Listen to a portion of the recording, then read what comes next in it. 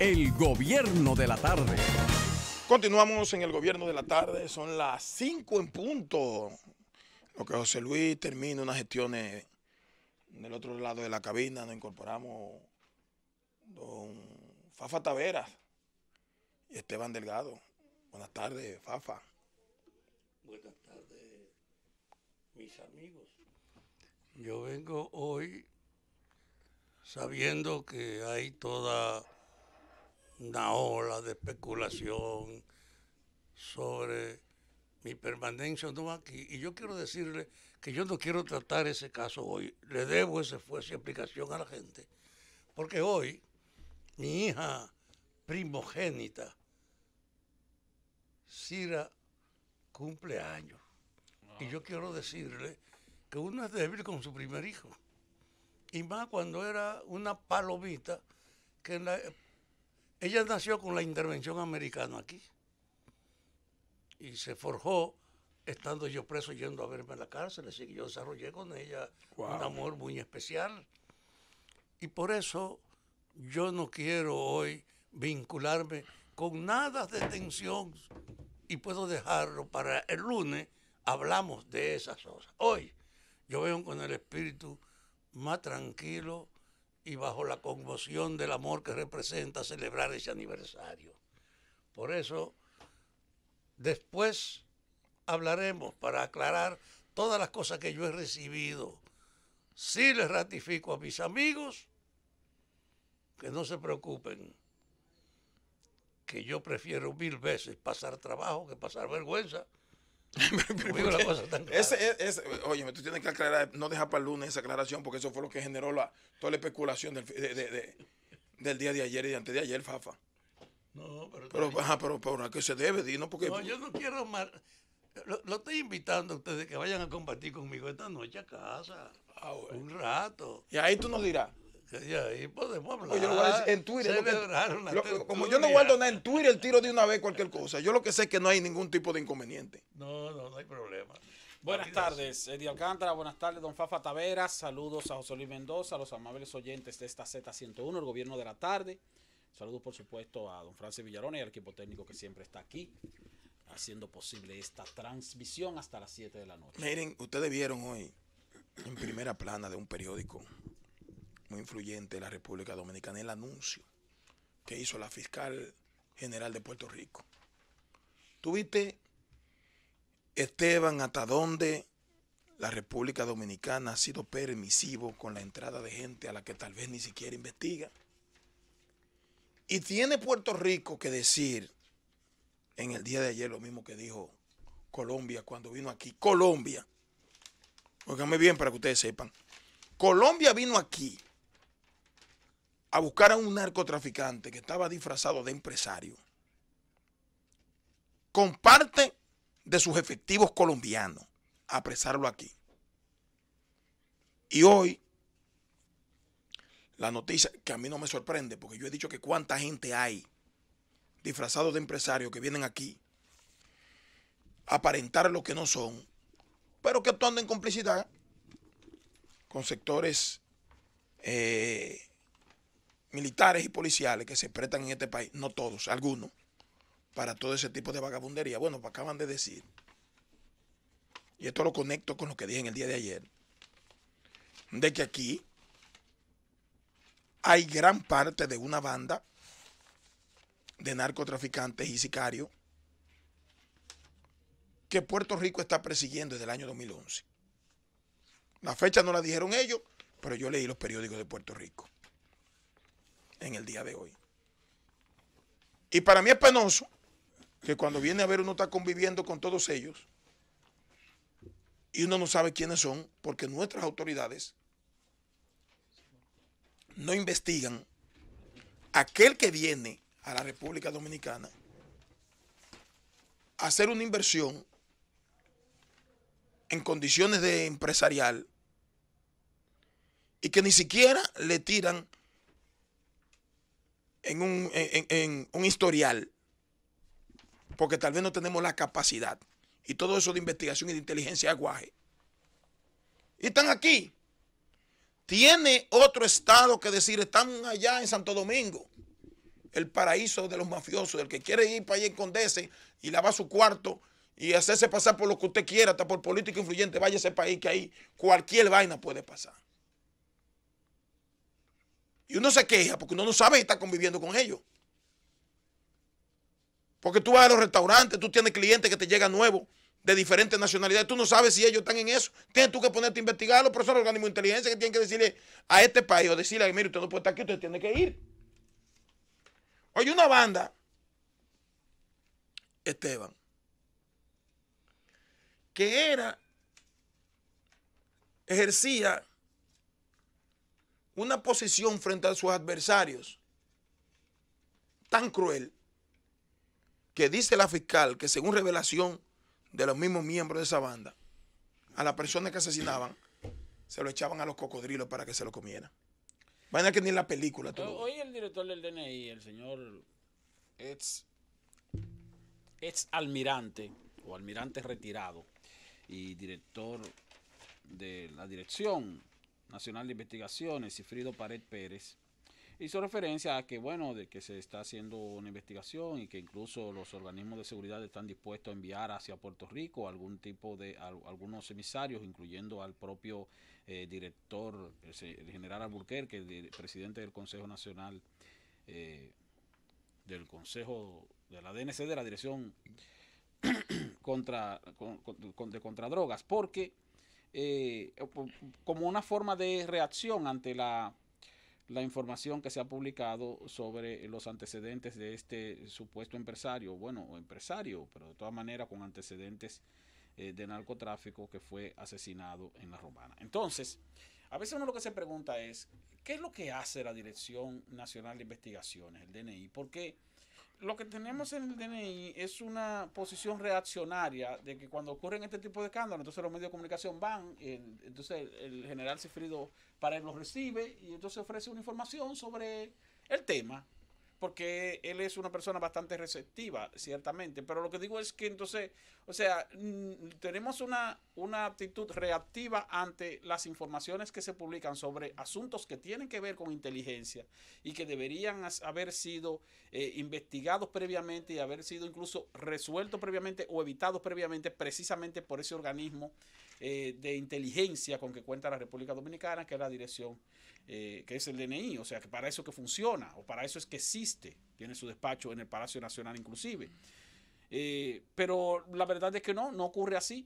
Y de las últimas situaciones escandalosas que nos hemos enterado de individuos antisociales, o tal vez no antisociales, sino personas que fueron antisociales y que tal vez están en retiro, si es que se puede decir que hay delincuentes en retiro o retirados, presentes en la República Dominicana o haciendo negocios en la República Dominicana, nos hemos enterado por otras vías, tanto por medio de cortes de prensa internacional como de personas que pueden filtrar información a nivel externo, pero no precisamente de los organismos de inteligencia llamados a hacer ese tipo de investigación y ese tipo de depuración. ¿Tú sabes de qué está el problema?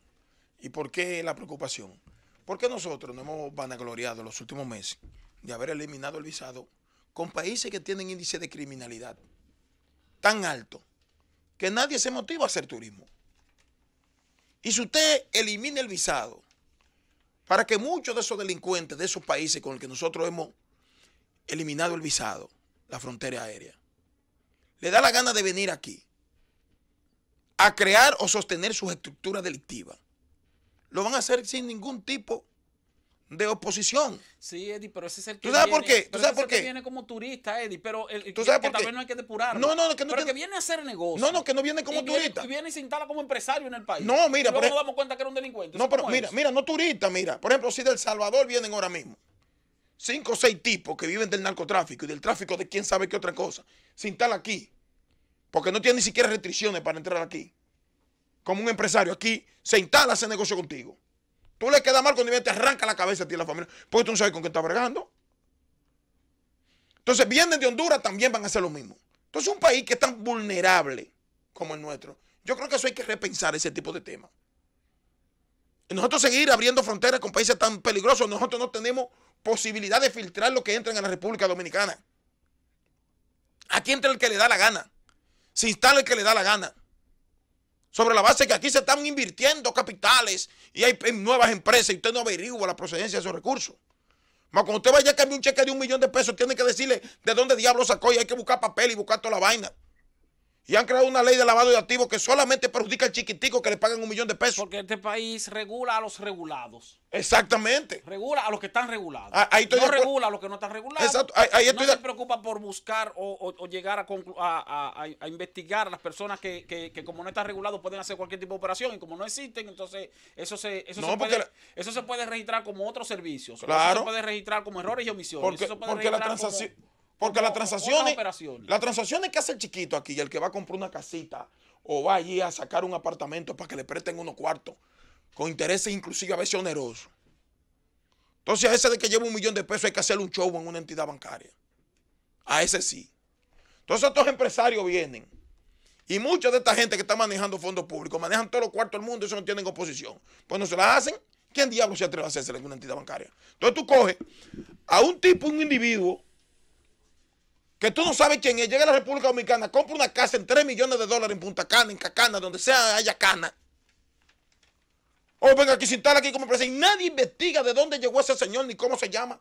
Mira el que mataron ayer. Yo le dije a ustedes que en el 2011 fue sometido a la justicia en Puerto Rico. Tienen que investigarlo uno por otro lado porque las autoridades no le dicen a uno quiénes son. Vámonos, Francis. El gobierno de la tarde.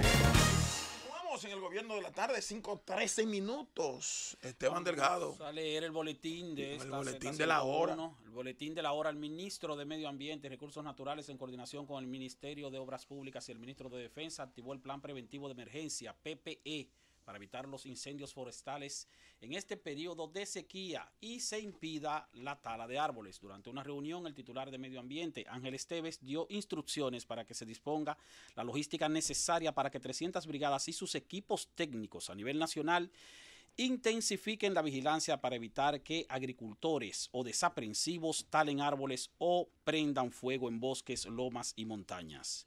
En otra información, las vicepresidentas de Costa Rica, República Dominicana, Panamá y Guatemala exigieron este viernes en Bogotá cambios urgentes en las políticas públicas y en la mentalidad de la sociedad para hacer posible el empoderamiento de las mujeres en la región. En la segunda reunión de alto nivel, el aporte de las mujeres en la Agenda de 2030 que se lleva a cabo en la Cámara de Comercio de Bogotá, las vicepresidentas analizaron los retos para poner fin a todas las formas de discriminación contra las mujeres y las niñas. Cuando una mujer se empodera toda la sociedad y donde hay mujeres empoderadas, las sociedades progresan. Ese es el mensaje, dijo al respecto la vicepresidenta de la República Dominicana, Margarita Cedeño. Para Cedeño, las sociedades progresan solo cuando caminamos juntos, aunque reconoció que no hay remedios mágicos ni soluciones permanentes porque las sociedades son cambiantes.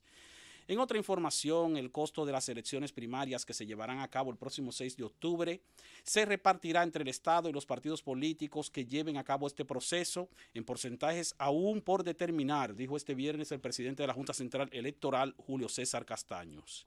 En declaraciones a la prensa tras visitar al presidente Danilo Medina, quien le mostró el funcionamiento del sistema de votación automatizada que se utilizará en las primarias, Castaños informó a la prensa sobre la financiación de la consulta interna que realizarán 5 formaciones políticas en forma simultánea.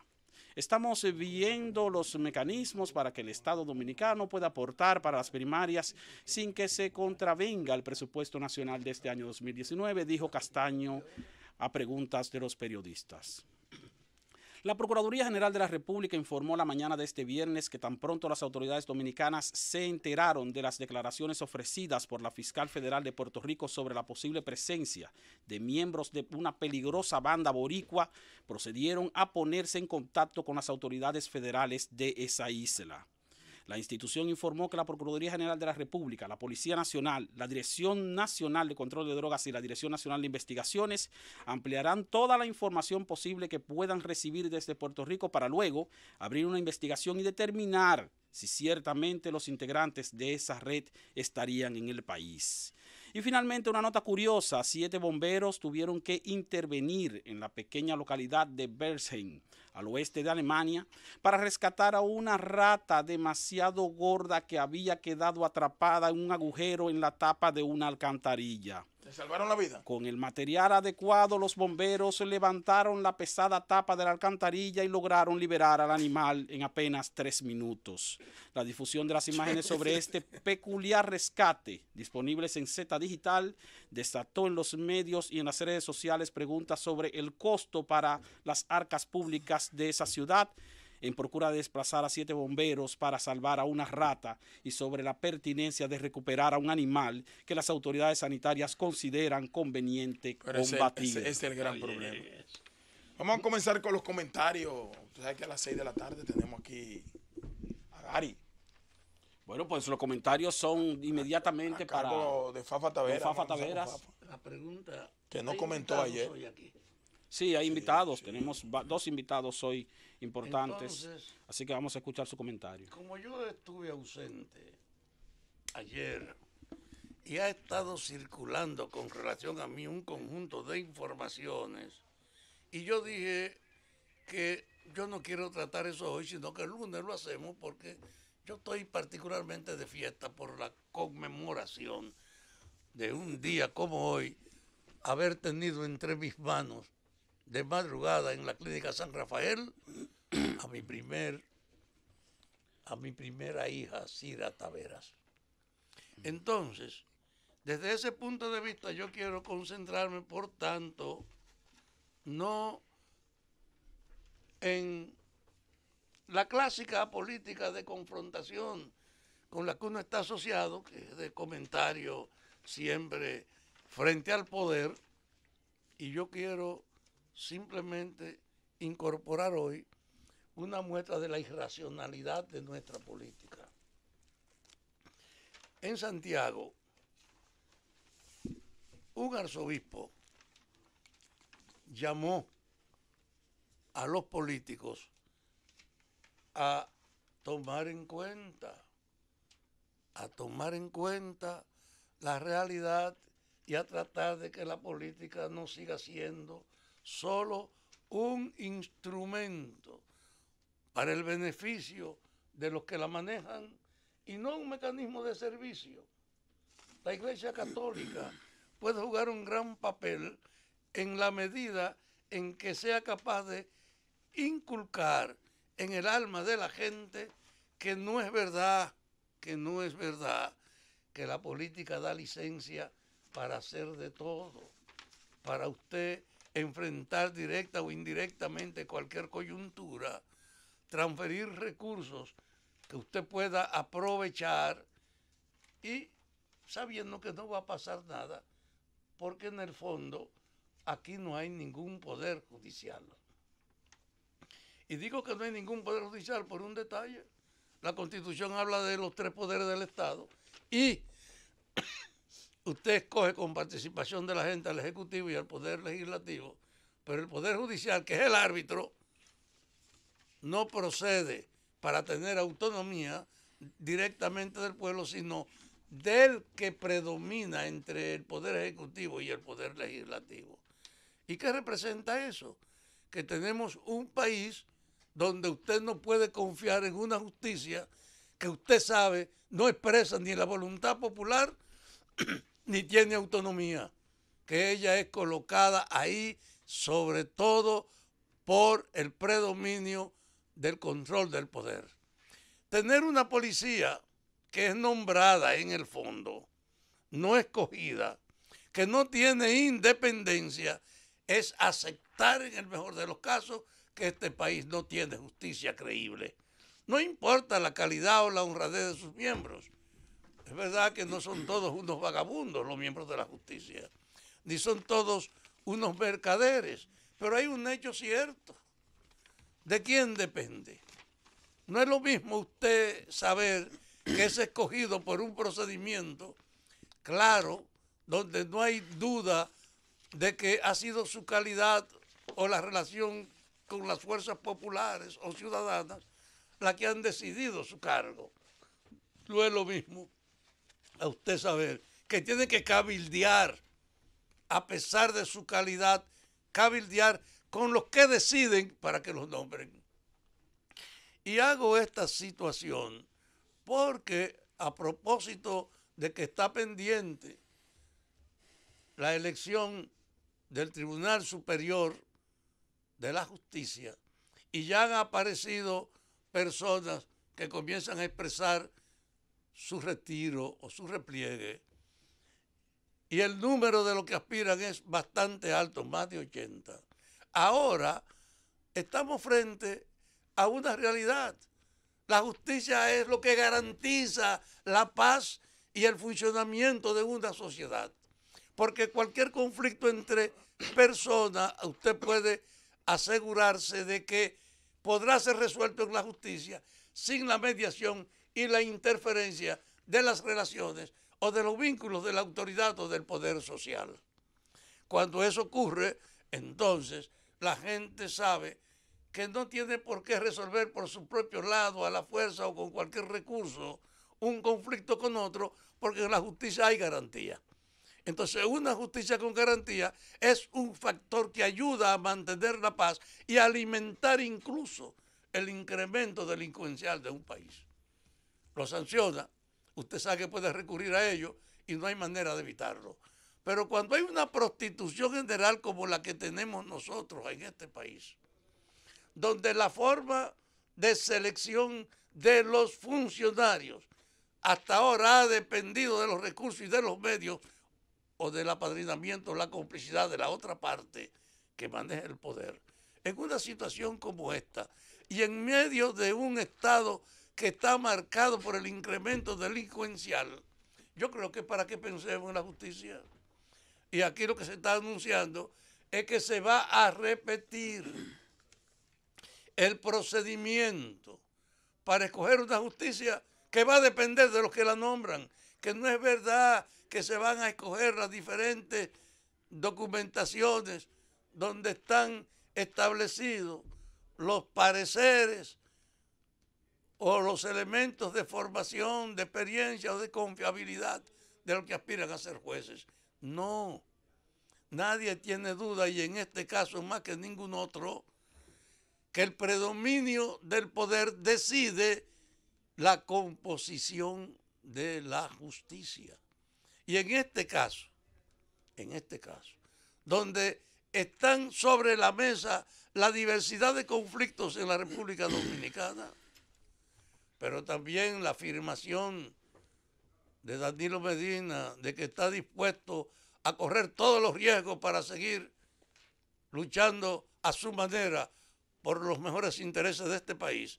En una situación como esa, y de él es que depende poner la justicia, yo no tengo duda que la justicia que salga y que se imponga ahí va a expresar la voluntad predominante del poder, que es la decisión de Danilo Medina, que si no puede reelegirse con el cambio de la Constitución o ignorando el apéndice que se lo prohíbe, quiere asegurar tener una justicia que lo proteja. Entonces, mis amigos, frente a una situación como esta, que es evidente que no me pueden salir con cuentos ni argumentándome que yo estoy hablando pendejada, que es verdad que el resultado de esa justicia no es ni del azar, ni de la competitividad de los que participan ahí, ni de su formación, sino de quienes deciden, que imponen en la justicia la correlación de fuerza que le favorezca. Porque no hay una manera confiable de escogerlo, porque siendo el poder esencial para asegurar la paz y siendo uno de los llamados tres componentes de los poderes públicos, es el único que no depende de la ciudadanía ni de la población, sino de la voluntad del poder que predomine. En ese cuadro, yo no tengo duda de que el país está en una encrucijada. Crece el delito, pueden crecer las multas y las amenazas, pero mientras tengamos una justicia indecorosa en la que no podamos confiar, no es verdad que hay soluciones para los males que reclaman una verdadera justicia. Ojalá se piense en esto, sobre todo en una época en que, yo insisto, solo entendiendo no podemos resolver los problemas. Y yo creo que todas las fuerzas saben que la manera en que se establece y se escoge la justicia no es confiable, no sirve, y por lo tanto debiera ser objeto de una discusión y de un tratamiento. Así que... Eso que muy bien dice Fafa, que es una necesidad de los tiempos. y antes de irnos, Francis, que me parece bastante curioso, Fafa, Eddie y Esteban, que casi todos los actores políticos que están presentes en el sistema, con algunas excepciones jóvenes, estuvieron presentes o recuerdan muy bien la crisis 94-96 y lo que parió esa crisis. Y una de las mejores cosas, frutos que dejó el haber... La mejor herencia. Fue que le dio E estabilidad. incluso eso aseguró que se limitara la confrontación, porque en esa junta que se cogió había confiabilidad. Fue negociada Tanto por la fuerza opuesta. No hay que tanto ser... no en por materia los miembros de electoral uno. como en materia de la alta judicatura. Señores, hubo un cambio. Eso lo sabe todo el mundo. Sí, todo el mundo. Y todas las partes que componían el sistema político mayoritario, en su inmensa mayoría. Y bueno, señores, nosotros no aprendimos el término sociedad civil en esa época. Sí, pero es que con debilidades o no, el sistema de justicia tenía cierto grado de independencia. Pero entonces la pregunta mía es... Ahora yo te voy a decir una cosa, ahora ¿cómo la tienes ninguna. No, la sociedad perdió de vista, y sí, Francis, Perdió de estamos sobre vista el la tiempo. importancia de la justicia. Desde el año 2010, con lo que ocurrió con el cambio de la Constitución y demás, y la creación de las altas cortes, volvió a politizarse el asunto y volvimos 30 años para atrás. Así es. El gobierno de la tarde. Estamos de regreso con su gobierno de la tarde, y por supuesto continuamos la discusión de varios ejes temáticos en este comienzo de una tarde bastante movida en cuanto al tema del tránsito, que también, por cierto, fue un tema del inicio del programa, señores, y es que no nos cansamos de decirlo todos los días. La Yulisa viene de camino, me llamó desde el avión. Está en el aire ahora mismo, en el avión. Me ¿Que hay camino tapón? que hay un tapón. Entonces va a tener que llegar el lunes aquí. Ay, mi madre. Ahorita, hace un ratito, abordamos el comentario de manera muy breve también, en la parte final del anterior horario, con respecto al tema de los bomberos. Y otra vez la petición que hace la comunidad de Jaina, una comunidad llena de industrias, frigoríficos, todo el tema de cuarto frío, por la cercanía con el tema del puerto, y donde prácticamente la dotación del cuerpo de bomberos es una miseria, y han sido algunos de los empresarios, se ha dicho incluso públicamente que son las empresas de Celso Marrancini que corren con una parte de los gastos de esa dotación de bomberos. No está mal que los empresarios lo hagan, eso está bien, la responsabilidad social corporativa es buena, se respeta y es siempre bienvenida, pero es el Estado y sobre todo el poder municipal, quiero insistir en eso, el que debería cargar, pienso en un ordenamiento legal ideal con el tema de los bomberos y los cuerpos de rescatistas en el país. Es un tema al que le quiero dar cierta continuidad y no esperar a otro incendio. Ya estamos listos entonces, muchachos. Vamos a comenzar con la ronda de los comentarios. No, comenzamos con Fafa. Ya comenzamos con Fafa. Bueno. Tú no estabas aquí. Sigo. Fafa lo presenté yo, una presentación de lujo. Bueno, mira, yo quiero dedicar mi comentario a ofrecer algunas precisiones e informaciones que son de interés de la República Dominicana, y más cuando en medios de comunicación importantes o medios de comunicación masivos de alta audiencia se ofrecen informaciones que pudieran no corresponderse con toda la orientación que necesita la población en cuanto a decir la verdad completa o en cuanto a decir la realidad, aun cuando esa realidad no sea del agrado de determinados sectores. La central termoeléctrica Punta Catalina, que se construye en la provincia de Peravia, aunque muchos sectores, o desde muchos sectores se ha dicho que no se sabe cuánto va a costar o cuánto se ha invertido y que nunca se ha dicho, bueno, pues entonces vamos a reiterar o a repetir la información que se ha dado y que de manera tal vez interesada o tal vez no interesada simplemente se ignora. En realidad, la central termoeléctrica Punta Catalina tiene un costo contractual de 1.945 millones de dólares. 1945. 1.945 millones de dólares. Tú puedes poner el parafito que dice en principio. Luego de un reclamo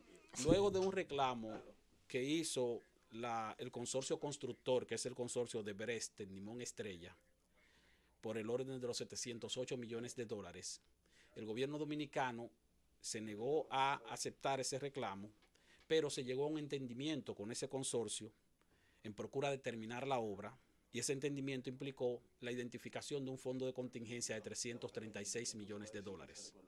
Esos 336 millones de dólares están condicionados su devolución o acreditación al resultado que tenga el proceso de arbitraje que se va a desarrollar precisamente para dirimir la diferencia que hay por el reclamo del consorcio de 708 millones de dólares. Por lo tanto, cuando hay sectores que intentan agregarle al costo de Punta Catalina los 708 millones de dólares, se están mintiendo. Se está mintiendo cuando se le atribuye o se le cargan esos 708 millones de dólares, porque esos 708 millones de dólares son un reclamo. Se le pudieran cargar como costo adicional a la Central Termoeléctrica Punta Catalina los 336 millones de dólares del fondo de contingencia, porque efectivamente ese fondo se identificó para poder continuar y terminar la obra. Entonces, si sumamos 1.945 millones de dólares más 336... 942.6 me dice Felipe. Perdón. Si sumamos 1.945 millones de dólares más 336 millones de dólares del fondo de contingencia, entonces el total a invertir, si se agotaran los 336 millones de dólares en inversión, serían 2.281 millones de dólares. Ese es el costo cuantificable de la Central Termoeléctrica Punta Catalina. Se pudiera decir 2.281 millones de dólares. Se pudiera decir que adicional a eso el gobierno ha incurrido en otros gastos. Sí, ciertamente. Ha incurrido en otros gastos porque el gobierno ha contratado compañías de asesoría, el gobierno ha contratado empresas para darle seguimiento a la supervisión técnica de la obra, como es el caso de Starling Consultant, que es una empresa internacional de prestigio internacional norteamericana de más de 100 años de operación en diferentes países del mundo, y esa empresa fue contratada precisamente por el gobierno dominicano a través de la CDEE.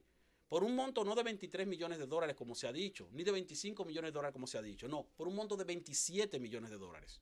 Ahora, 27 millones de dólares bien cuantificados, bien identificados, que se pueden ubicar, porque contrario a lo que manifiestan determinados sectores, interesados o no.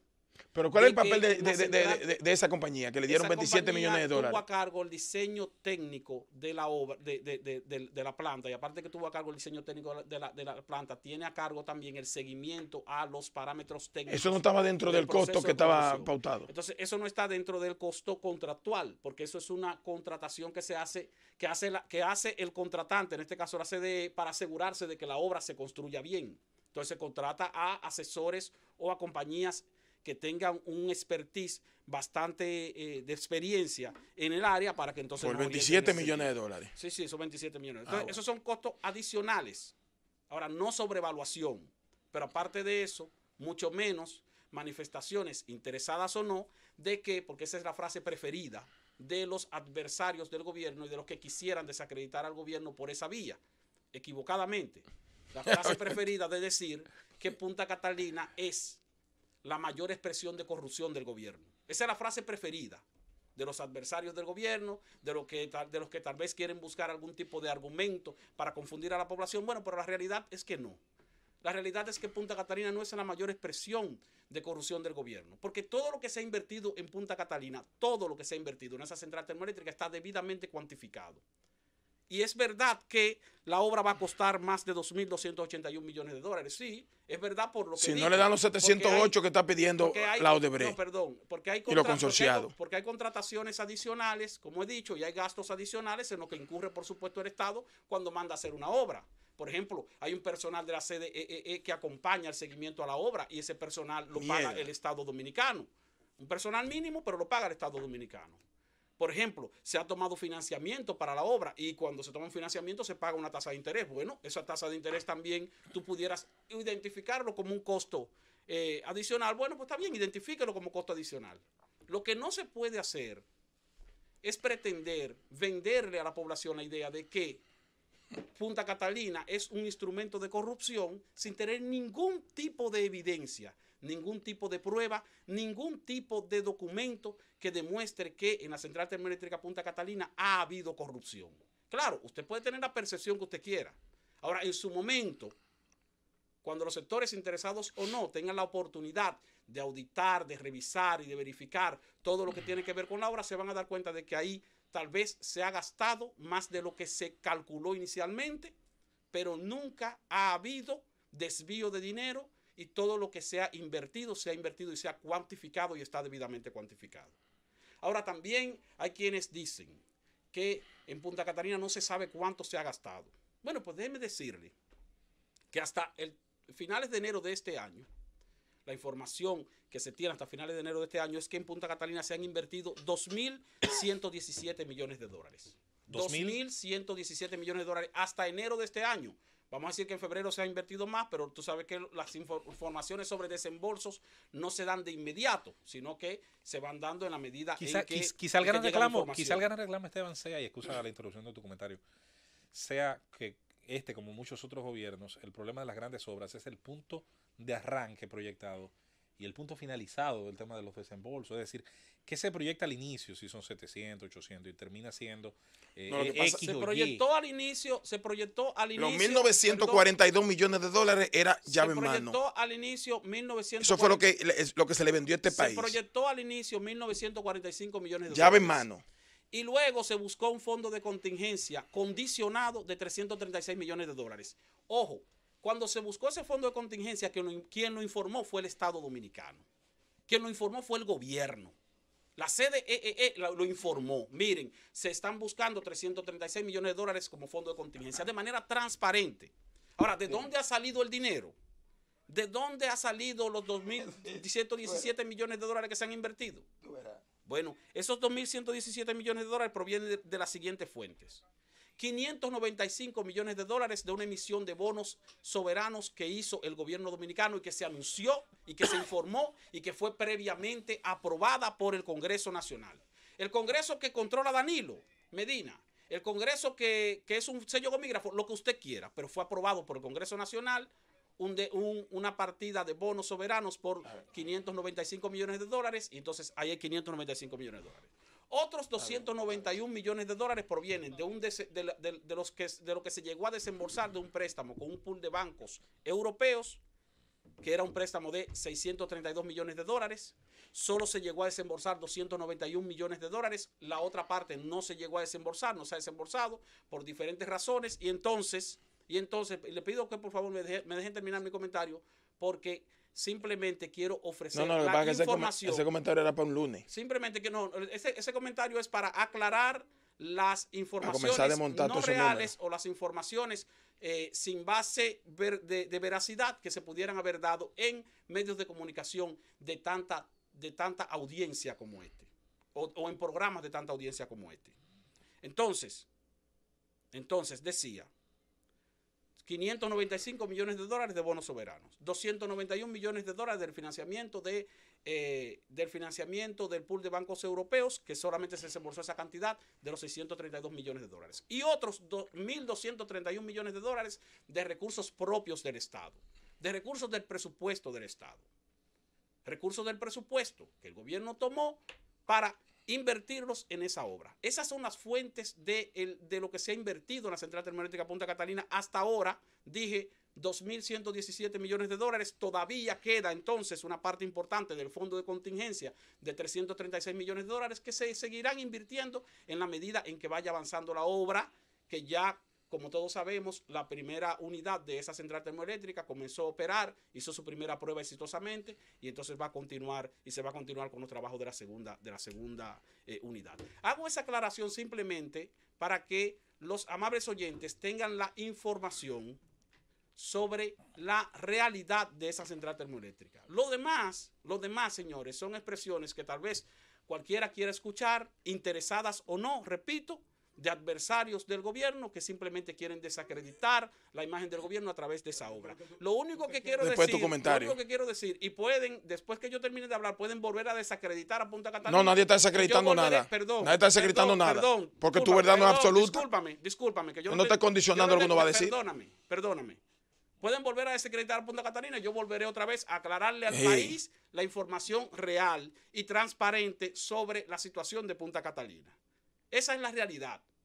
Que se quiera escuchar o no se quiera escuchar. Esa es tu realidad. Ya eso es otra cosa. Ahora, esa es la realidad. Si alguien entiende que en la Central Termoeléctrica Punta Catalina hay corrupción, que se asegure de tener las pruebas. El gobierno de la tarde. Bien. Estamos de regreso con su espacio Gobierno de la Tarde y obviamente siempre un tema candente. Después del comentario de Esteban, vamos con Eddie Alcántara. Mira, ahorita yo cedí el primer comentario porque en el introito nosotros hablamos de un tema y entendíamos que lo correcto sería que Fafa Tavera, que no vino ayer, comenzara con los comentarios. Y qué bueno que me tocó hablar de último. Pues yo te voy a decir algo, mira. Este no era mi comentario. Pero yo le voy a decir al amigo Esteban que la verdad que él tiene ahí y que son sus verdades, nadie está obligado a creerla. Nadie está obligado a creerla. Y aquí ha habido mucho cuestionamiento precisamente por el comportamiento de que están alrededor de la construcción de Punta Catalina. ¿Tú sabes por qué yo no he acusado a Esteban, a Juan, a Pedro y a Lucas? Porque como él lo dijo, eso es verdad. Cuando las pruebas estén en la mano, o si existen, y hay una justicia creíble y confiable, y una procuraduría creíble y confiable, entonces se actúa en consecuencia. Yo soy del criterio de que tú el que quiera decir que no hubo nada en ninguna cosa de la administración pública ni construcción, son sus malditos problemas.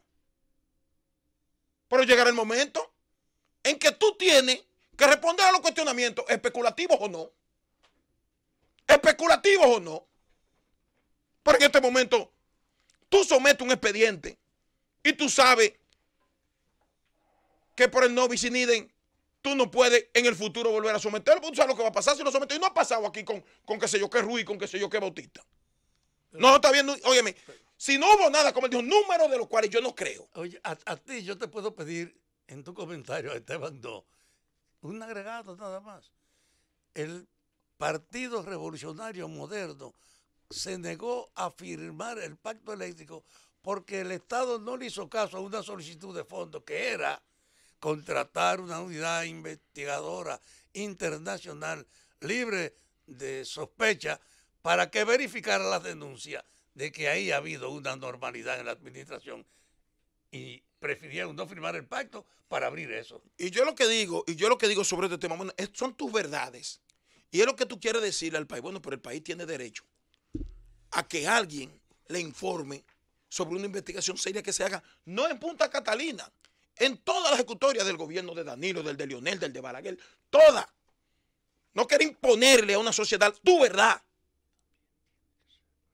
El amigo Esteban quiere imponer su verdad sobre la base. No, el que quiera desacreditar, que lo haga, que lo haga como qué, como lo que le da la gana. Aquí no ha habido transparencia en nada de las últimas cosas importantes de este país.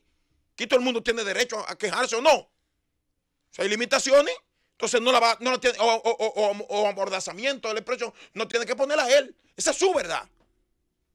Y justifica su verdad. Entonces yo no. Por eso no me referí a ese tema. Porque lógicamente todo el mundo tiene que investigar. Y yo dije aquí que cuando se habló de ir al arbitraje internacional, había un preacuerdo por $400 millones. Y mire cuánto le dieron, tal vez por no redondear, para no decir, no vamos a hacer lo que este carajo dijo, porque parece que alguien le sopló. Porque la fuente de ahí adentro, 136 millones en contingencia, porque le buscan unos nombres preciosísimos, contingencia. Pero ya están gastando más de los 1.942.6 millones de dólares, que era llave en mano, que incluía todo, consulta y seguimiento. 27 millones de dólares a unos consultores, que cuando viene a ver no pasan ni por Punta Catalina. Pero perfecto, esa es la verdad. Y yo no voy a rebatir nada hasta que uno no tenga una investigación seria en la mano. Pero yo creo que hay que ser más cuidadoso cuando se está hablando de datos frente a una sociedad que no cree nada. Y yo no voy a decir que lo que está diciendo es mentira, pero eso es su verdad. Y por eso me he limitado a no referirme al tema, porque yo siempre dije que cuando ya estamos embarcados en esto, había que terminar la obra de Punta Catalina. Y hay que hacer 700 Punta Catalina para evitar el monopolio de los empresarios a los que los mismos gobiernos del PLD le entregaron la generación de este país, que la desacreditaron para entregarla por chele. Y decían que si la regalábamos perdíamos. Y le entregaron el monopolio de la generación a un grupo de empresarios con militones del gobierno del año 96 al 2000. Y resulta que el Estado ahora se ve en la obligación para entrar en la competencia de oferta y demanda de construir obras. Y yo lo veo bien. Ahora, lo que yo no veo bien es que una construcción se haga sin la debida transparencia. Y si hay transparencia, que no sea que tú te la imponga, que uno la perciba, comenzando por la construcción en terreno privado. ¿Cuál es el interés? Y una legislación que se aprobó donde el Estado puede decirle a este país y presentar como un logro que va a vender el 50% por $1.000 millones, que una vez me rebatieron aquí. Entonces, si todos esos $1.000 millones le calcula la inversión, el Estado está perdiendo. Entonces hemos construido obras para perder. Con un financiamiento que va a salir casi por el doble de lo que se le entregó en capital a la República Dominicana. Hay que tener cuidado con ese tema. Y yo quise hablar de eso por la forma acomodada y amenazante en que nuestro compañero Esteban dice, el que vaya a hablar, qué sé yo, que no, el que vaya a hablar puede hablar como entienda. Y no hacer acusación. Por eso yo no he hecho acusación. Ahora, investigación sí se están haciendo y en su momento saldrá. ¿Quiénes compraron esto? ¿Quiénes compraron lo otro? Si lo justifica con un salario, ciertamente en su momento sabrá. Pero no imponerle tu verdad. Esa es tu verdad. Y justifica tu verdad. ¿Bajo qué? Predicamento y condiciones. Tú sabrás. Y con esto no quiero decir nada de ese tema. Y apoyo que la aprendan. Porque estamos haciendo una inversión que no era necesario si nosotros no hubiésemos entregado la generación al sector privado. Y no hubiésemos renegociado contratos leoninos y onerosos en contra del país. Que ahora estamos pagando una de las energías más caras del universo. Por eso. Porque quienes hoy construyeron para generación fueron los que le entregaron la generación al sector privado con lo que se tiene que competir ahora. Ojalá que la aprendan. Y ojalá que todo el que está cuestionando la inversión estemos equivocados, incluyéndome a mí. Porque eso es lo que yo quiero. Eso es lo que uno quiere.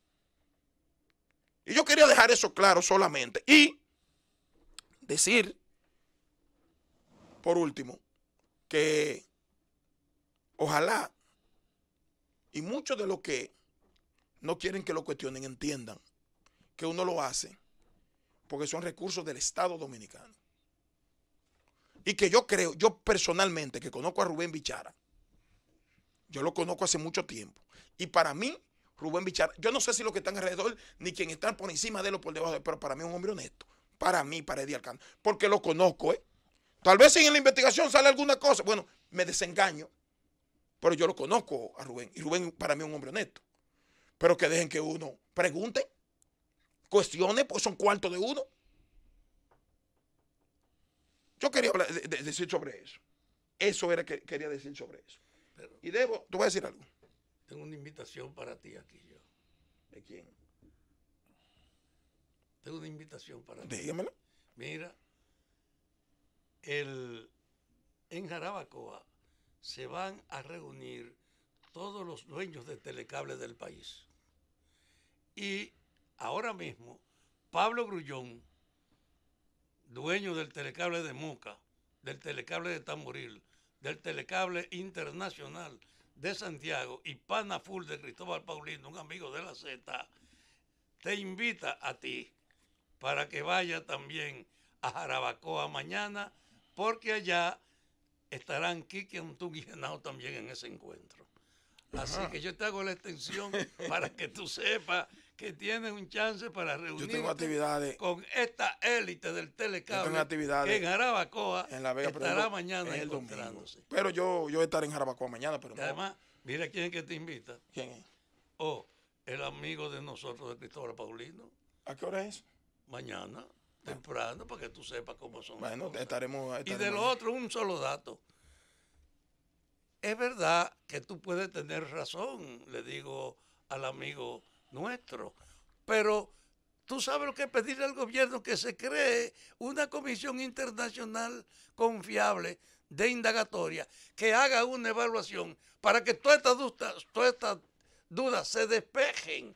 Y yo lo que defiendo es precisamente que se esclarezcan las cosas para evitar contradicciones. Debería, pero entonces eso es lo que te ¿Por genera. qué no lo hicieron? Entonces, cuando el gobierno es capaz de, por no responder a eso, no hacer un pacto eléctrico, a ti te da base para creer que no está todo claro. No, que eso es lo que te genera a ti cierta duda y tú tienes derecho a exigir transparencia. Miren, ustedes conocen ya que el Consejo Permanente de las Naciones Unidas aprobó la resolución emitida por los Estados Unidos sobre la celebración de emergencia, forzar la celebración de emergencia de elecciones en Venezuela.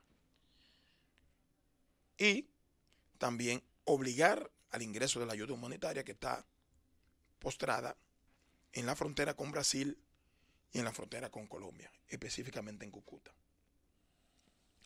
Pero ¿qué resulta? Que la normativa de las Naciones Unidas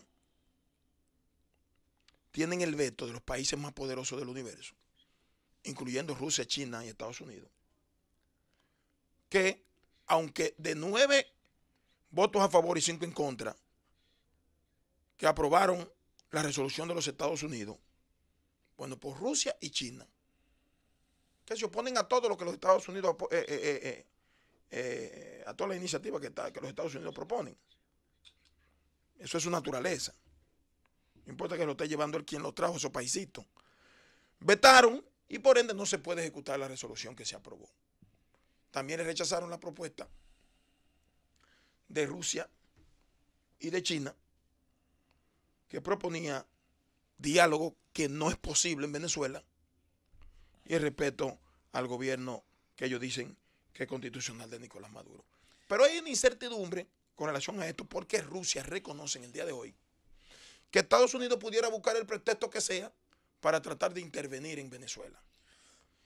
Ellos lo saben bien. Ellos lo saben bien, porque lo han hecho también en su momento. Claro, Ucrania, Georgia. Claro, a través de excusas de protección Chechenia, a sus nacionales claro. y otras cosas que Todos los imperios en su periferia hacen ese tipo de cosas, aunque no deban. Aunque no deban. Entonces, ¿qué pasa? Francia, ¿Cuál Mali, es la preocupación? Pues miren, ese régimen, alguien que se declaró por el vacío constitucional que hubo en enero pasado, presidente reconocido por cerca de medio centenar de países y un poquito más. Pues cuando llegue a Venezuela, esa Procuraduría Fiscal de Venezuela, que solicitó imponer medidas cautelares, dentro de esas medidas era no salir del país, y se la aprobó ese Tribunal Supremo de Maduro, un grupo de bandidos que hay ahí. Pues como él estuvo del otro lado de Colombia, ahora cuando llegue lo van a meter preso. hay que ver. Ahora lo van a meter preso, y para no meter a Guaidó preso, tiene el pueblo que tirarse a la calle y lo va a buscar al aeropuerto. Y ya Diosdado Cabello dijo que tiene un ejército para buscarlo. Sí. O sea, ¿cuántas vidas se pueden perder ahí? Más ahí que una posible intervención que ojalá y que no se dé. ¿Dónde se puede perder más vidas? Eso es lo que yo le pregunto. Hay una frase muy común en Venezuela, para irnos a la pausa, que usan ellos, tanto en el deporte como en la política. Dice que el que se cansa pierde. Y esta es justo la etapa en la que el que se cansa pierde. No, pues eso es la vida, Y esta es justo la etapa donde parece que eso se va a poner a prueba. El gobierno de la tarde. Estamos de regreso con este gobierno de la tarde y, por supuesto, vamos a continuar con más temas después de los últimos 2 comentarios con bastante acidez, con un tema que, insisto, del que se va a hablar mucho. Esteban tiene que estar preparado. Se va a hablar mucho Claro, porque, y si no, que me tire. es más, encendiéndose la planta, tiene que haber un nivel de veeduría de la sociedad dominicana, porque lo primero que hay que ver, ¿tú sabes qué? Es si nos han dado lo que hemos pagado. Exacto. Y eso es necesario. Sí, y eso no tiene que ofender a nadie. Ese es un tema natural, la potencia, su tecnología, su capacidad de brindarnos aquello por lo que se ha tenido que pagar tanto. Eso, oye, señores, el proceso de exigir transparencia se supone que a la larga tiene que beneficiar no solo a la ciudadanía que lo exige y lo merece, sino al político y al gestor que se entiende honesto, el que se cree serio y se vende como tal. No le puede molestar que le pidan transparencia. Él debe ayudar a que se lo puedan verificar lo que le dicen. Es más, yo soy coherente con eso. Yo por eso dije en estos días bien lo de Andrés Navarro. Dijo, sí, fue a la Cámara de Cuentas, audítenme. Es que de oficio deben hacerlo. Deben hacerlo todo.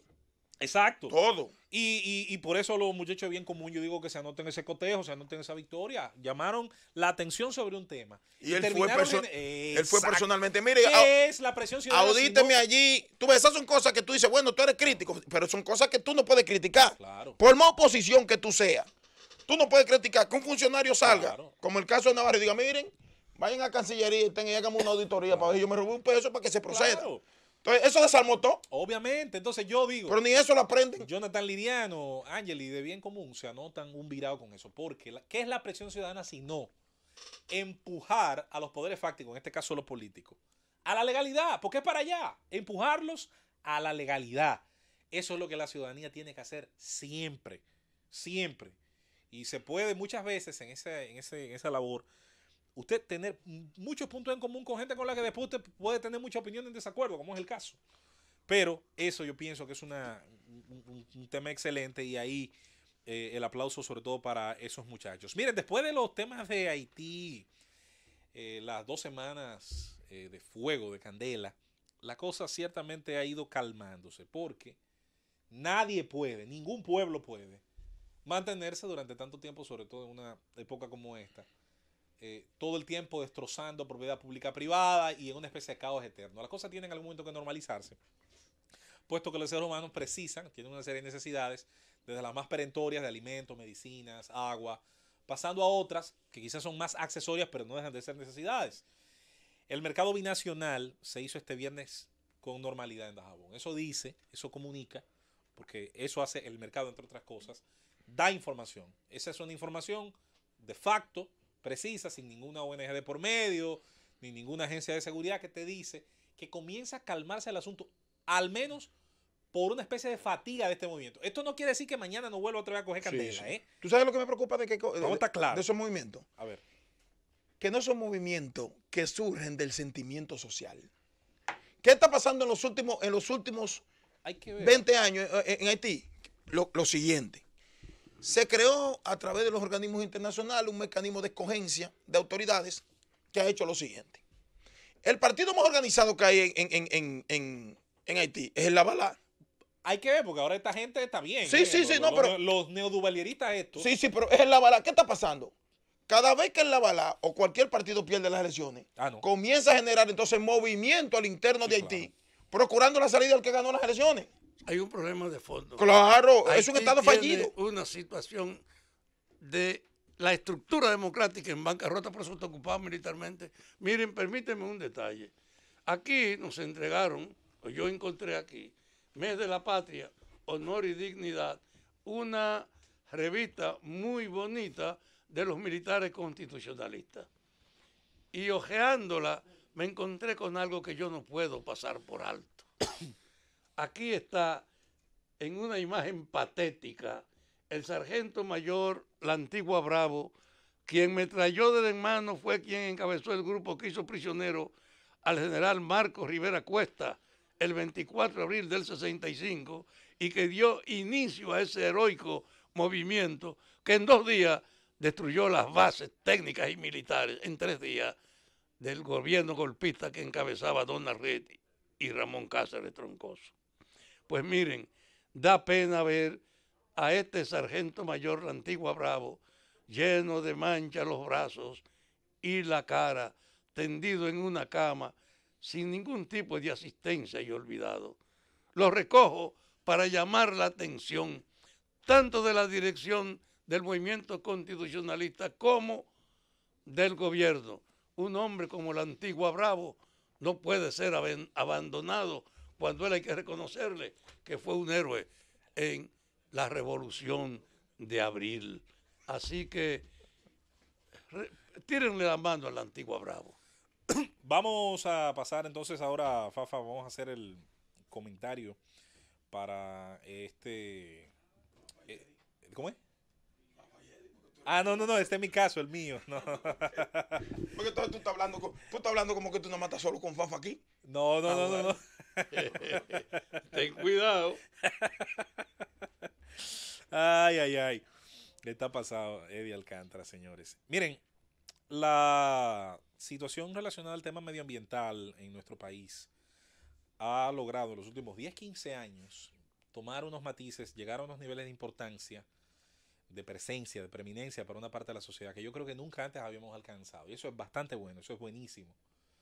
Los ciudadanos dominicanos han de alguna manera protestado, marchado, se han unido a veces en redes sociales en el reclamo por la cementera que iba a ser colocada en Gonzalo, la posibilidad de explotación de Loma Miranda, así como otros temas neurálgicos. Cada cierto tiempo una explotación en una grancera toma importancia y se lleva las portadas de los periódicos, sobre todo por las formas en que ocurre y cómo de una manera descaradísima se acaba, se afecta el patrimonio de nuestro medio ambiente. Y sobre todo, y ahí quiero comenzar, este tipo de cosas ocurren claramente porque hay un ordenamiento jurídico que no tiene un sistema de consecuencias claro, un régimen de consecuencias claro y que afecte por igual a todos aquellos que estén en condiciones de conflicto con la ley.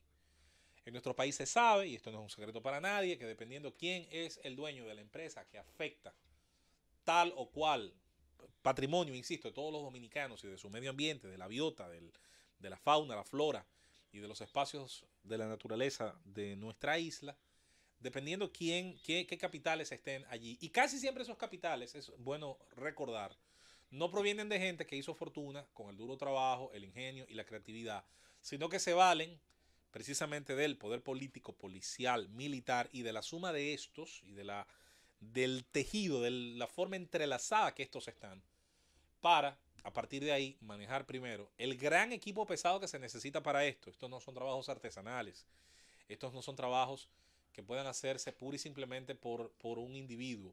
Atención, hago un paréntesis, eso no quiere decir que dentro del daño medioambiental no haya acción individual de personas de estratos sumamente humildes y de personas pobres. Y cito el caso del conuquismo.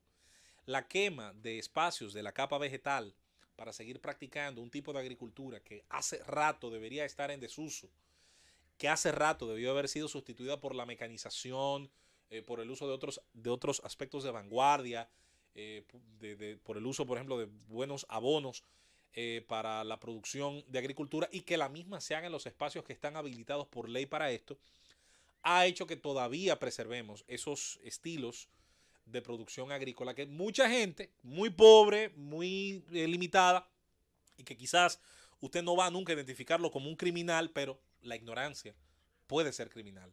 La falta, no solo de conocimientos, sino del entendimiento de los deberes, también de mucha gente, puede ser criminal y eso afecta también el medio ambiente. Eso vale para el conuquismo, que quema espacios de capa vegetal para utilizar ese carbono como un elemento que fertiliza el terreno, cuando hace rato hay un sinnúmero de tecnologías y productos que pueden hacerlo.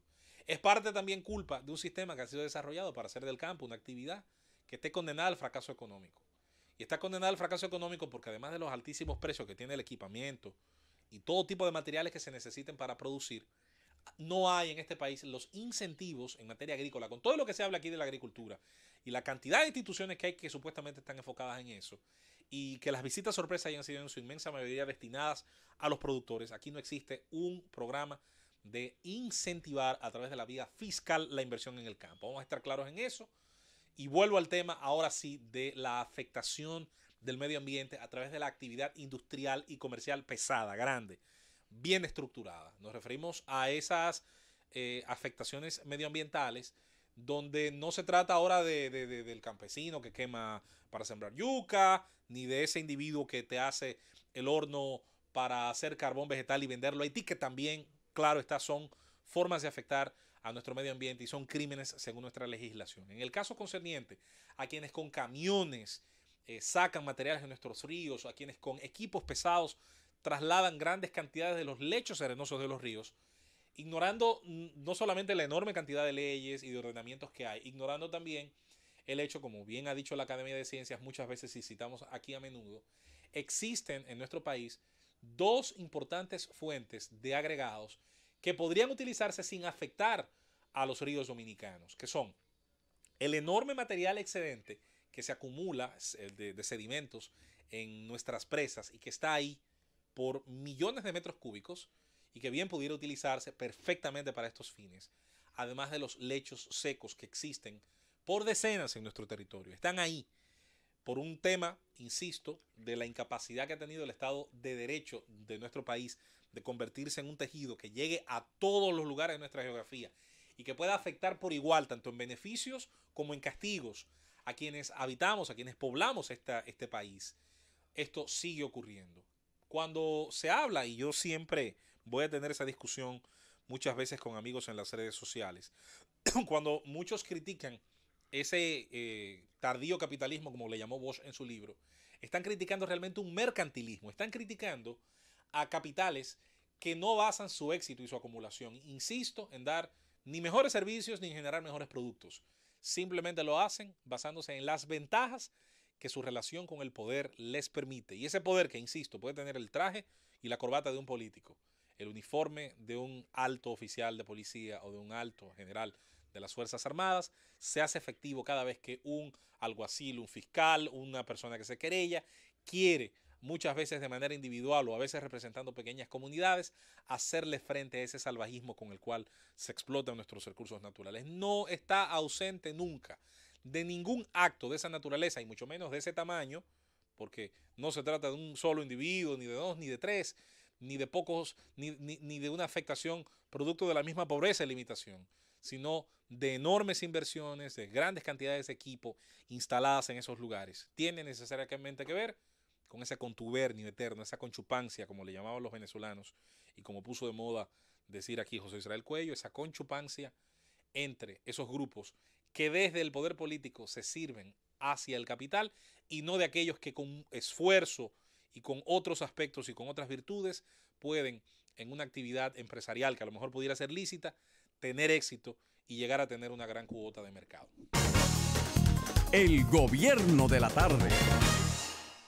Y bueno, nosotros continuamos con más en este espacio de su gobierno de la tarde, la Z101, a darle seguimiento, por supuesto, a pues una serie de temas, como es por supuesto, el de Venezuela también. Viene un fin de semana ahí que no debe pasar desapercibido, pues todo lo que va a estar ocurriendo en nuestro hermano país y, por supuesto, eso vamos a estar, pues, dándole todo el seguimiento. Gary, ¿cuál es tu cuenta en Twitter? Que no la tengo.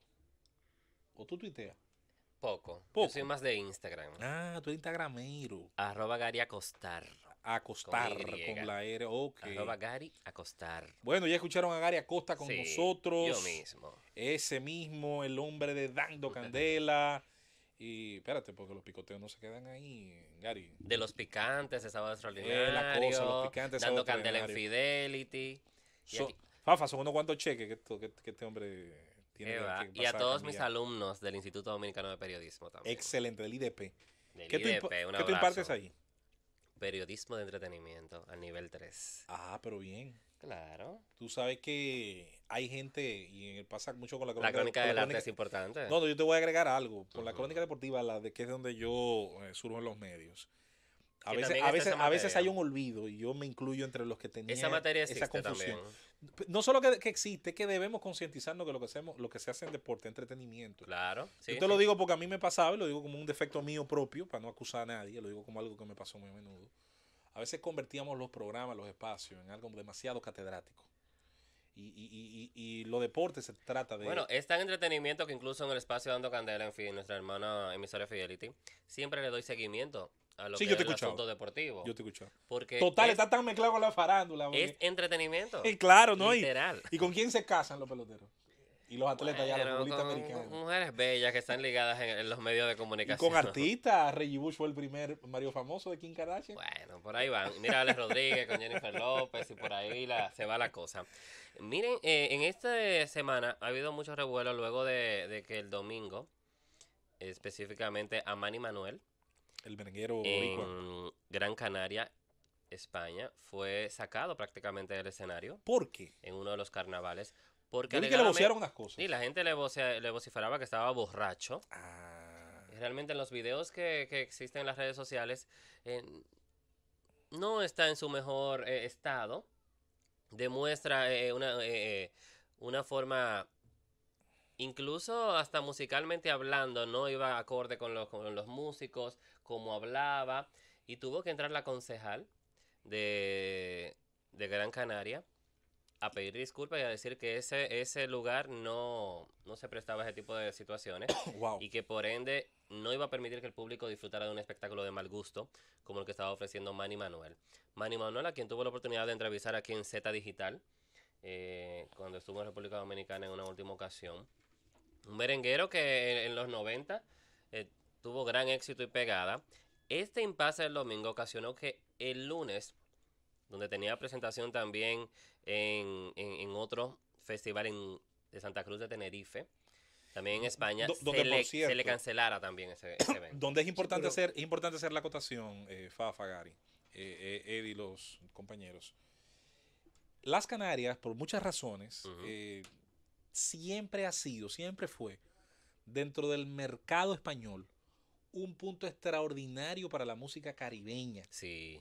La salsa y el merengue encontraron siempre mucho apoyo, tanto en esas estaciones radiales como los propios festivales que se hacen en Santa Cruz de Tenerife, toda esa zona de las islas. Los canarios y los andaluces, yo diría que son de los grupos españoleros de los que más se parecen a nosotros los caribeños. La forma de ver la vida, digamos que hay una vocación para la fiesta, para el festival, para la bebida, para todo. Y no es casualidad, pienso, que en esos lugares se celebren estos festivales. Una pena lo de Manny Manuel, que yo creo que después de aquella recaída famosa en algunos temas personales había vuelto, como que esto, como que volver a verlo como con titulares negativos me da pena. A mí me gustaba mucho su música. Y en el día de hoy se da la información en medios españoles de que fue ingresado a un hospital en España. Pues parece que fue recluido en el hospital universitario de Canarias para recibir atención especializada. Y según estos medios españoles que dan esta información, los representantes de incluso del mismo Manny quieren garantizar la salud del cantante de merengue. Y incluso la razón por la cual ha sido ingresado en el centro médico es que ha caído en una terrible depresión. Cuando parece... Inmerso en una terrible depresión. Pero hay un hecho claro. En este mercado único, que yo no dejo de marcarlo, tenemos un único mercado expandiendo y consolidándose. No ha llegado a todas partes, pero ya predomina la noción de un solo mercado. Claro. En medio del impacto que tiene la comunicación, que ya no hay secretos, ni hay informaciones retenibles, porque tú puedes ver en tiempo real lo que pasa en cualquier parte. Claro, y ya las redes sociales cualquiera graba y ve el estado. En la música y el arte, la asociación con la procedencia está en primer plano. Es decir, un artista tiene que saber que él encarna una representación del país donde procede y que su conducta debe ayudar a que su imagen del país no se deteriore. Yo me voy más lejos. También el género. Sí, también. Él está representando a Puerto Rico y al también merengue. representa el merengue. Donde lo contratan para llevar alegría y fiesta en un carnaval en Gran Canaria, donde también estaba pautado para al día siguiente presentarse en Santa Cruz de Tenerife, y en uno lo sacan y el otro lo cancelan por su estado. Pero tú se imaginas cómo proyecta eso en la imagen. Claro. Porque asociado a la música, aunque tú no seas dominicano, si tú eres portador de la música criolla, hay una referencia a tu representación en el país. Claro. Es un daño innecesario. Pero también es parte de la conciencia de los artistas, que no pueden pensar que por el hecho de que ellos tienen público pueden hacer lo que les parezca y les dé la gana. Y Que los era una manejadores norma también antes. tienen que cuidar esa parte. Pero que ahora manejan. hay una asociación Claro. de tu actividad y de tu producto con la asociación con el país, con el que a ti te vinculan. Eso es así. Para los dominicanos, que tienen en el turismo una de sus funciones, es una vaina dañina. Yo le he dicho que solo el turismo y la remesa tienen aquí un valor sin precedentes. En el turismo tú no inviertes más que la imagen que construye fuera. Y con las remesas te la mandan gratuita y no paga nada. Exacto. En este país, entonces, hay que tratar bien a la gente que manda la remesa y preocuparse por la imagen fuera, porque son las dos fuentes más grandes que tiene la economía. Exactamente, en cuanto al turismo realmente. Y es muy lamentable la situación. Esperemos que esta hospitalización de Manny Manuel le sirva para que mejore su estado. Ojalá. Y pueda, no sé, es difícil. Y hasta lo que uno siempre cree, que debe crearse conciencia. Entonces, Gary, dándole seguimiento, porque yo diría que tu participación aquí ha sido consistentemente la de darle seguimiento, y qué bueno, al tema de los soberanos, que son como evento, el máximo evento artístico. El principal, el arte y la cultura en este país. ¿Qué hay recientemente, que hemos sabido, sobre todo del evento como tal del show, ya fuera de nominado y todo esto? ¿Qué hay para esa gran noche de la televisión dominicana, que insisto, es la gran noche de gran parte de la publicidad, promoción, y del evento, como de los diseñadores, porque oiga, todo lo que indirectamente se lleva también el centro de la Los artistas tratan de llamar la atención lo más que puedan, porque es algo que dura meses y años, queda ahí en la que es la historia. Yo me preocupo mucho por la imagen dominicana. Sí. Porque este país solo tiene dos productos competitivos en el mercado mundial: tabaco y ron. Y música. Y convertido en un merengue, además. Sí, convertido en merengue. Entonces, la otra función y es la música. también. Es la música. Yo estaba en Uruguay hace unos años y tuve que pararme cuando escuché una bachata y viendo la reacción de los uruguayos frente a la bachata. Y yo, cuán fuerte tiene que ser el respeto de esta gente que sabe que esa es la expresión de los dominicanos. Pero el dominicano que está ahí tiene que sentirse muy orgulloso y muy cuidadoso Claro. para que la bachata no sea un medio de promoción de, De, cosas de una mala indebidas. imagen. De mala imagen, de mal contenido, sino ¿Qué que vamos lleva a- alegría y buen ritmo. ¿Qué vamos a tener, Tú Gary, sabes hasta donde que sabemos de los soberanos? Ya hicieron un anuncio formal de lo que sería el preámbulo del premio, lo que es la Correcto. alfombra roja, Ok. que este año tiene un formato un tanto diferente, ya que disminuye los talentos. Serán 3 talentos principales Antes era... y únicos en la alfombra. ¿Cuántos eran antes? Veíamos hasta 5, 6, 7 talentos. Ok. En esta ocasión, Alberto Sayas y la producción, Acroarte, con Emelín Valdera a la cabeza y Cervecería Nacional Dominicana, han querido confiar en Luz García, Bien. Joel López y Reading Pantaleón, Mi quien se amigo Joel. encargaría Reading de lo que es la parte de Moda, de ropa, moda, todo eso. que es un gran conocedor De eso, sí. de esa área. Esto es en la alfombra soberana. Yo veo muy, muy prudente el aspecto de que sea menos y que sea más directo, que la gente pueda disfrutar realmente del artista, del que llega, del vestuario, y que no se invierta en una competencia de 6 o 7 talentos que van a derrochar ahí su trabajo en la alfombra, sino que el artista, el nominado, el invitado, sea el protagonista de la alfombra. Eso es interesante. Y creo que la elección de una Luz García, un Joel López y un Reading son 3 talentos que ciertamente tienen un gran bagaje y conocimiento del entretenimiento en República Dominicana. Se ha hablado del evento artístico. ¿Qué Sí. podríamos tener que llame la atención, que impacte? Bueno, ya la semana pasada se había anunciado lo que sería un show urbano con Da Republic, La Insuperable y El Alfa, que ciertamente Da Republic es este grupo que Sí. nos representó en America's Got Talent, Pero espérate, ahora voy yo. Ese grupo, Da Republic, de baile. es el mismo grupo que proviene de los Leones del Escogido. Es el grupo de bailarines, el llamado Núcleo Escarlata originalmente. Ve que van de la mano. Deporte, claro. Y de ahí ellos, un grupo de muchachos talentosísimos, con una gran disciplina, porque señores, de verdad que la gente cree que bailar es hacer todas esas moriquetas, es estar en la salud y en Es el un estado arte, físico. es parte del arte. Y en el realmente. estado físico idóneo para usted poder hacer todas esas contorsiones, además de lo que cuesta día a día ensayar. Ese grupo de Republic, y mencionaste. La Insuperable y El Alfa en un show urbano. Correcto. Artistas urbanos que están en su momento. Correcto. Pero luego también fueron anunciados, precisamente la semana pasada hablábamos de los merengues del año y ciertamente habrá un show donde se ha catalogado como las favoritas, el show de las favoritas con 3 grandes talentos que este año han tenido un gran éxito y que sé que se van a llevar estatuillas esa noche. Uno es Manny Cruz, Correcto. que estaría actuando, y también Gillo Sarante. Un Gillo Sarante que con la salsa ha llevado un nivel súper elevado de ese ritmo que De los más destacados al ser de dominicano. los más de los destacados que y mejor con canta. un año maravilloso para Gillo Sarante. Y Alajaza también entra, El que más también pegado. ha tenido el más pegado este año, 2018-2019. Creo que ese show de las favoritas va a ser uno de los más esperados en la noche, al igual que el urbano.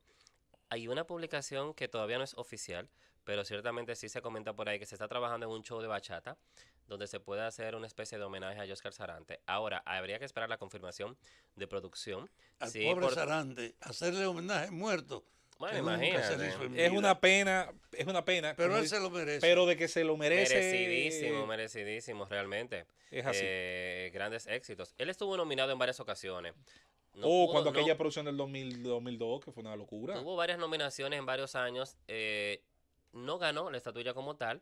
Entiendo que los miembros de Acroarte votaron por una persona que ellos entendían que tuvo mayor proyección. Hay muchos bachateros muy buenos. Ciertamente, luego se alejó un poquito. Tú no veías a un Oscar últimamente, quizás por el mismo tema de la enfermedad en el país. Y uno quisiera hacerle homenajes en vida Tú a los sabes artistas, así que que el reconocimiento con los artistas un reconocimiento, no es solo que los recuerden, es que los reconozcan que lo disfruten. en tiempo que ellos pueden Bueno, hacerlo. recuerdo que Edilenia Taktuk, en una de sus producciones, hace pocos años, 1 o 2 años, donde ella fue la productora general, le hizo un reconocimiento a Joseito Mateo y él lo disfrutó, que se En pueden vida. ver los videos, en las redes sociales. Él lo disfrutó delante, en vivo, lo bailó, como tanto Gilbertico Santa Rosa como el Canario cantaban sus temas. Recuerdo Y él lo gozó. homenajes así se le hicieron en su momento al querido Cuco Baloy, en vida, qué bueno también. Y creo que a Wilfrido también se le hizo uno así. Tenemos la pausa, cuando retornemos vamos a continuar con Gary Acosta en Así esta es. parada que hacemos los viernes en el mundo del arte y el espectáculo. Z sin estrés. El gobierno de la tarde. De regreso con más en el gobierno de la tarde, hoy viernes a esta hora, Z sin estrés. Me gustó el nombre perfecto para este segmento junto a Gary Acosta. Hemos hablado de soberanos, de los eventos que puede tener como atractivo. Pero fuera del aire Que va hablamos muy algo, bien. Tú sabes que Alberto Sayas, el productor de este año, me tremendo productor. comentaba que el año pasado tuvo mucho éxito en el montaje que presentó. Me comentaba que ciertamente este año están buscando que el público se sienta conectado. Qué bien. Que todos los shows, el público entienda que son parte de lo que la población realmente está disfrutando. Y es una forma de buscar elevar ese atractivo para que la gente sienta que se sienta parte del premio. Que el premio vuelva a ser, o sea, el punto número uno vital que la gente espera llegar a su hogar para disfrutar esa noche del premio soberano. Interesante, muy interesante. Hablamos algo fuera del aire que creo que bien podríamos traerlo, amén del tema soberano, y es, me dices que el Festival Viña del Mar, que mucha gente ha estado viendo en estos días, que yo debo admitir en mis labores conyugales, ayer tuve que ver, no obligatoriamente, no voy a decir tampoco que me Y forzaron, que no fue un force. pero vi junto a mi esposa la participación de los Backstreet Boys, recordando un poquito esa época de las boy bands, entre finales de los 90. Ya 20 años ya. Bueno, pero tomen 98, cuenta. 99. Yo me mudé a la capital en el 97 y estaba pegada Quit Playing Games With My Heart, que yo digo que es la mejor canción de ellos. Y de eso hace 22 años. Tú sabes que lo de anoche fue histórico en Viña, porque esa presentación del jueves 28 de febrero en Viña del Mar, Chile, se vendió en 2 horas. Todo. Todo en tiempo Fuerte. récord, cuando se hizo el anuncio formal de que Backstreet Boys estarían pisando nueva vez en Chile. Se cayó la cédula de mucha gente, de 40.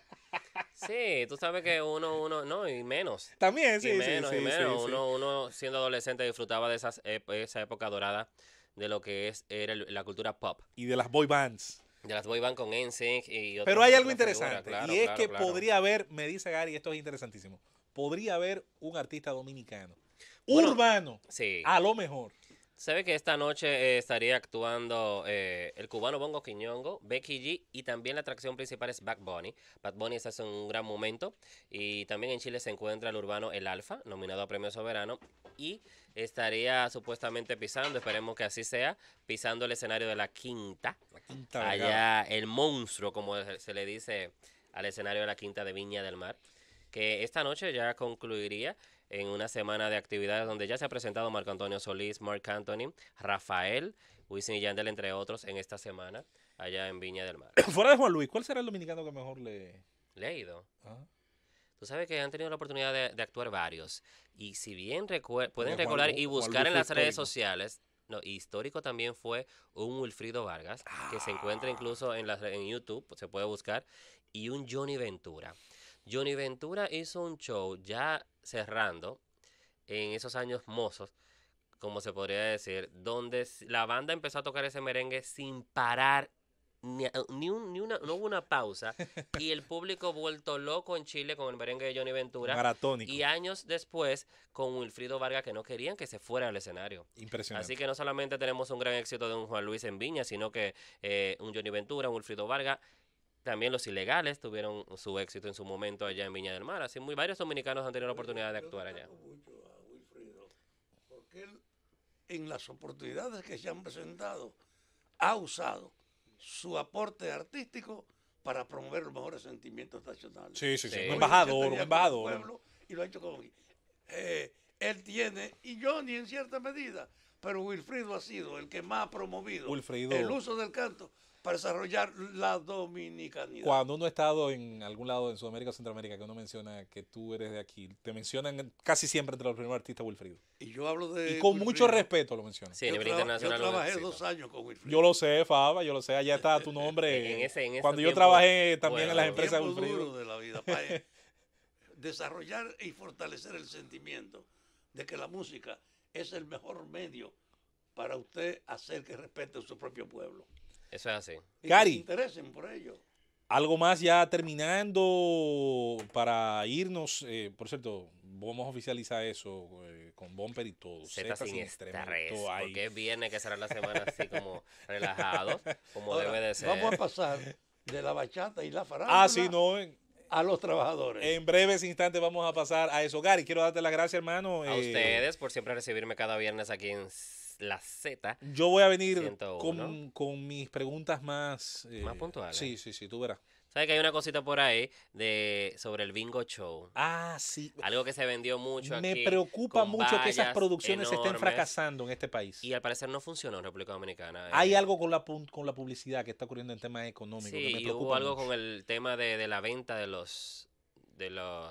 bingo como tal en los barrios que no funcionó al punto de que los tres talentos principales, Daniel Sarcos, Yocasta Díaz y Joni Estrella, ya no forman parte del bingo Me show. preocupa mucho como un seguidor y parte de esa misma cultura de televisión y radio que los últimos formatos que se han intentado traer. En menos de un año y con una promoción que se le dio tan grande, vimos toda la ciudad forrada en vallas gigantescas con estos tres talentos y que, bueno. ¿Y sabes por qué te lo digo con preocupación? Y lo vamos a analizar si tú quieres el viernes que viene con un poquito más de puntualidad. Ujú. Me preocupa mucho porque incluso los espacios deportivos, sobre todo independientes, ahora mismo venderse es un infierno. Comercializar espacios no pasa por su mejor momento. Me imagino que con un formato nuevo de televisión también debe haber sido Sí, es difícil. bastante cuesta arriba. Agradecemos a Gary Acosta, a quien pueden seguir en las redes sociales, Gary Acosta. @ Gary Acostar. Tanto Gary entonces Acostar. en Twitter como en Instagram y por Instagram. supuesto en Dando Candela en nuestra hermana estación Fidelity. De 2 a 4. Parte de GTV Radiodifusores, allá abajo de 2 a 4 en Dando Candela. Nosotros seguimos porque vamos a hablar ahora de la lucha por mejores salarios en República Dominicana. Como debe de ser. El gobierno de la tarde. Estamos de regreso en este gobierno de la tarde. Pepe Abreu es una figura altamente conocida por su incidencia dentro de las luchas obreras, dentro de todos los temas relacionados a, como siempre, un tema que se pospone demasiado y es la idea de generar mejores condiciones para nuestros trabajadores. Fafa, te dejo a ti la presentación. Te la agradezco. Tú sabes que en este momento se está hablando de pacto de entendimiento. Así es. Porque yo insisto, este es el tiempo en que es posible pensar en entendernos, Claro. discutiendo y reconociendo los derechos de uno y articulando entonces una manera en la que no tengamos que pelear para que reconozcan lo que nos pertenece. El empresariado dominicano, yo insisto, no puede seguir teniendo el comportamiento que ha mostrado de aceptar que el país está creciendo ininterrumpidamente hasta un 7%. Pero que el Banco Central que administra las riquezas y proyecta el manejo económico del país ha dicho que ese crecimiento no se siente porque no se distribuye y que en el fondo se concentra en muy pocas manos y que para crear un equilibrio de trascendencia social hay que aumentar los salarios. El Banco Central está diciendo eso. Entonces yo quiero decirle a Pepe, ¿con qué cara los empresarios lo que quieren aumentar la jornada de ustedes y reducirle sus derechos se presentan en estas discusiones? Bueno, Fafa, José Luis, hay que decir que hacer una tesis fafiana, ¿verdad? Plantear el tema del entendimiento por tradición. Tienen que entenderse, tienen que buscar soluciones, porque los desgarres son peores. Pero hay gente que no le vale. Fafa lo hace porque ha pasado por esas etapas, ¿verdad? Desgarre y paz. Entendiendo, nos ganamos los dos y perdemos poco. Así es. Entonces, el empresariado, por ejemplo, se le presenta una propuesta que te voy a decir, Luis, cuando tú la analizas, tú dices, esa propuesta no es significativa porque estamos hablando de 30% a los mínimos concernidos en una tarifa que es más alto. Tú me estás hablando de 15.400 pesos, Fafa. Y cuando tú le metes a eso un 30%, ¿qué es lo que te da, José Luis? Lo que te da son 600 pesos diarios a la persona. O sea, se lo calcula diario, ¿verdad? Y te da cuenta más o menos lo que puede significar a nivel de lo que significa que una gente se alimente, pague transporte, pague limpieza, artículos de higiene personal, educación, salud. ¿Qué te viene significando Y eso? la distribución de los recursos permite que se anime la economía, que crezcan las inversiones y que crezca el consumo. Es una torpeza la concentración de las utilidades. Exacto. Entonces, un asunto, y quizás en esto Me toca como en la iglesia cuando iban a canonizar o a beatificar a alguien, había un doctor en teología que le tocaba buscarle los periquitos a la candidata y ese era el abogado del diablo. De ahí es que viene el nombre. En este caso quizás me toca poner como pie de amigo algo. Don Pepe, reclamar mejores salarios en el sector privado es necesario. Estamos anquilosados en un poder adquisitivo de hace más de 15, 20 años. Yo diría que hasta más. Sin embargo, hay un asunto importante donde pienso tanto empleados como empleadores tienen que poner su atención. El gobierno como elemento que actúa, no que media, no, que actúa en esto. Porque a mí que no me vendan esto de que es intermediario, no. Decide. Tiene en sus manos la posibilidad de afectar positivo o negativamente la estructura de costo de las empresas. Y no hablo de las grandes empresas nada más, de los grandes grupos empresariales, de las medianas y pequeñas empresas también. Y las medianas y pequeñas empresas, sobre todo esas, los aumentos de salario, no hay duda de que son aumentos de costos.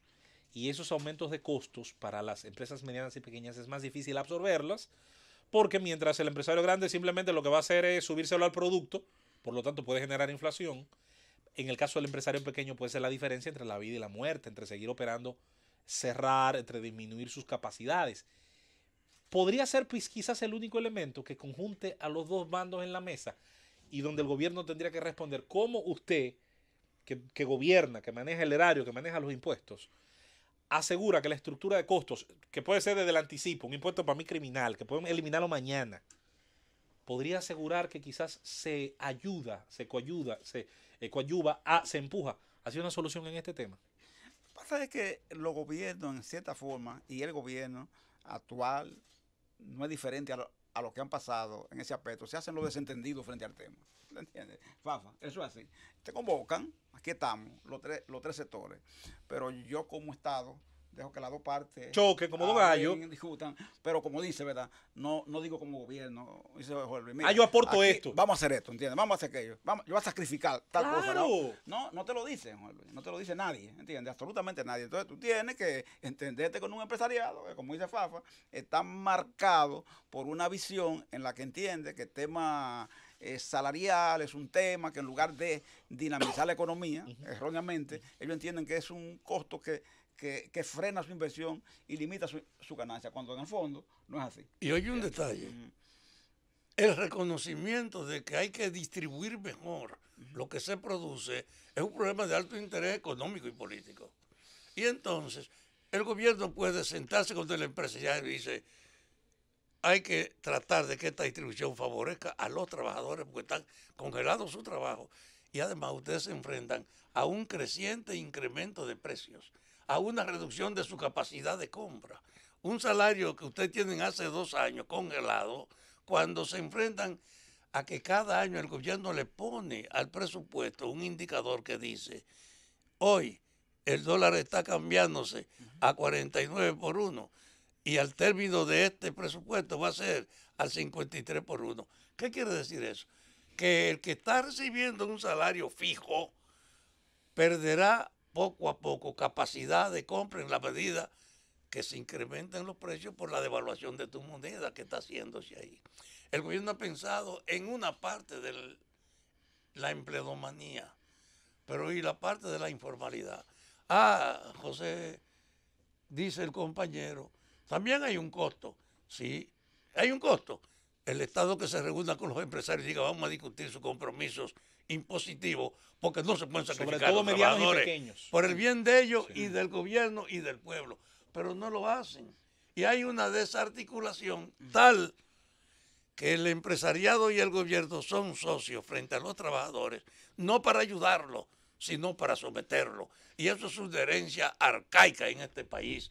Y yo les digo a los empresarios que pueden estar oyéndonos aquí, es una torpeza defender las ventajas de la ganancia basado en reducir las condiciones de pago a lo que hacen posible su producto y no al gobierno que le cobra un impuesto.